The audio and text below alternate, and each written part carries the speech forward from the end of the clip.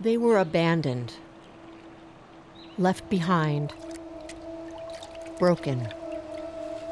I couldn't just turn away and pretend like it didn't hurt me. You know, some people say, it's just an animal, or it's just a bird. But every life matters to me. Every creature deserves hope.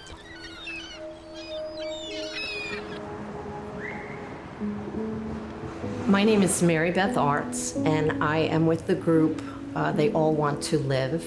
And what I do is I rescue, I foster, I rehab some injured animals that we get, and then we put the word out. We educate people on where these animals come from, what we can do to help them. So I was raised Catholic, went to Catholic grammar school, Catholic high school, but I think my journey really started as I got older, and I realized that there were so many things that I could not do on my own. And if I would just give a lot of stuff up to God and to Jesus, I felt like I wasn't so alone. I really believe that we all have a calling, whatever that is, and I feel like I hear God, Jesus talking to me, has always spoken to me and guided me to the animals since I'm a kid. Saint Francis is my favorite saint, and he was always my dad's favorite saint too. Knowing that he cared for the marginalized, he cared for the poor, he cared for the ones that no one cared about or didn't really think about. I mean, he could have been anything, you know. He gave up and chose his life of poverty to be among the ones that weren't cared for or thought about. So back in 2010, we got a call about this injured white duck in Prospect Park. What was brought to my attention was all of these other sufferings going on. And what we found through my mentor, Caroline, she was the one who said, Mary Beth, those ducks out there are not wild, they are domestic. And what that meant was those ducks were physically dumped there by people. And I had no idea that this has been a problem for so many years. What is happening is there are people that will buy ducks, chickens, even geese, domestic geese. They're impulse buys, so people will buy them to entertain their kids. And we saw this a lot during the pandemic.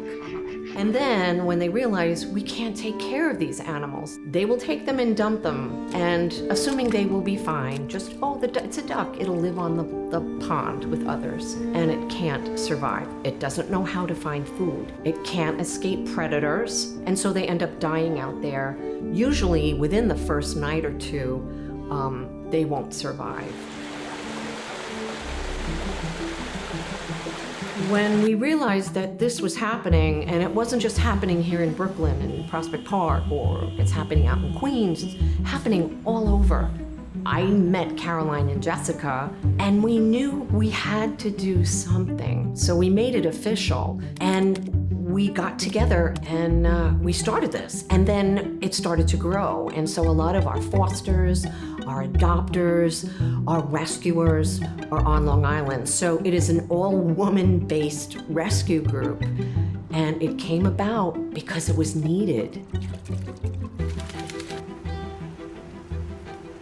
So Freddie she was rescued in a park in Queens, New York. The Urban Park Rangers had rescued her, and she was near death, I would say, near death. I couldn't believe the condition she was in when she came to me. She was covered in oil, like this, it wasn't oil, it was like a tar, like a really hard substance all over her body. She was emaciated, she was pale, her beak was pale, her feet were covered in sores. I'd never seen a duck in such a horrible condition. So when she came to me, I was petrified, and I thought, how am I gonna help her? And I reached out to some local rescuers who came over that day and helped. We gave her some fluids, and my colleagues, Caroline and Jessica, we got medication, we got her to the vet, but she was near death. And she became my pal. And at one point she came and she climbed into my lap and she put her head around my neck. And I was like, I love this little girl so much.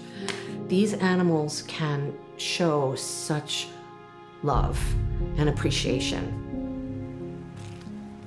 Helping these animals makes me feel that I'm on the right path. The more you do, the more you realize how that one little thing could change a life, and that can motivate you to do more. And other people may hear of it or see it, that may motivate them to do it as well. And maybe see, wow, Jesus is real. And he's real through the works that we share and do. Others can hear their calling from God. You just listen to your heart. Listen to something that is constantly on your mind, that is, what is it that I want to change? What is it that fills me with a lot of spirit? What is it that brings me so much joy that I want to do it, in helping others? If you have a lot of faith and you feel like you need to do something, you need to get out there, you need to help, it doesn't have to be animals, to help somebody, to help the elderly, to start a cleanup. Just think of who is benefiting from that. This is the creation we've been given, and we're stewards of it. You may not know how to do it. You may not know, where do I even start?